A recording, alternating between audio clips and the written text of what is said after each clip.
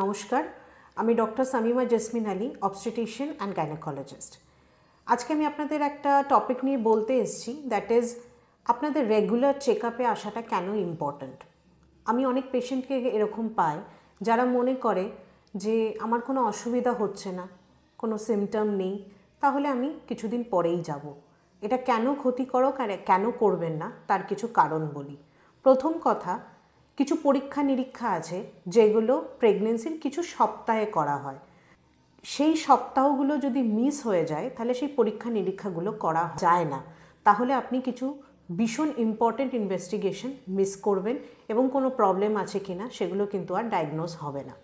দ্বিতীয়ত, এটা খুব ইম্পর্টেন্ট, একটা প্রেগনেন্সিতে আপনারা যতবার চেক আপে আসেন ততবার আমরা আপনার গাইনোকোলজিস্ট ব্লাড প্রেশার দেখে, ওয়েট দেখে, এগুলো ভীষণ ইম্পর্টেন্ট যে গ্র্যাজুয়ালি আপনার ওজনটা ঠিকঠাক বাড়ছে কিনা, আপনার ব্লাড প্রেশার ঠিকঠাক থাকছে কিনা। ওজনটা যদি খুব অতিরিক্ত বেড়ে যায় সেটাও প্রবলেম, ওজনটা যদি ঠিকমতো না বাড়ে সেটাও প্রবলেম। প্রেশারটা একই রকম থাকছে কিনা নাকি আস্তে আস্তে বাড়ছে, এই সব জিনিসগুলো যদি আপনি রেগুলার চেক আপে না আসেন তাহলে এগুলো ডিটেক্ট হবে না এগুলো কমপ্লিকেশনসের দিকে যাবে।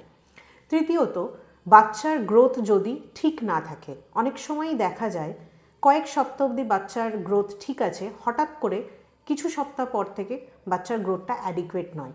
এই ক্ষেত্রে আপনি কোনো অসুবিধা বুঝতে পারবেন না এবং আপনি যদি রেগুলার চেক আপে না থাকেন তাহলে কিন্তু এটা আনডায়াগনোজ থেকে যাবে এবং এটাই কমপ্লিকেশনস অ্যারাইজ করবে।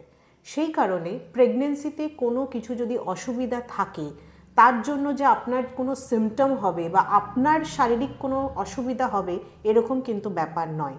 তাই রেগুলার চেক আপটা খুব important, please don't miss. Regular check up আপনাকে গাইনোকোলজিস্ট যেরকমভাবে যে সপ্তাহে আসতে বলবে সেটা অবশ্যই করবেন।